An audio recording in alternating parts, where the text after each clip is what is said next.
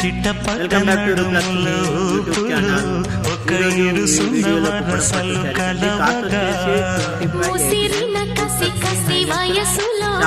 ఒక ఎదన సపదని సకలముగా కాదంటూనే కలబడు అది లేదంటూనే ముడిపడు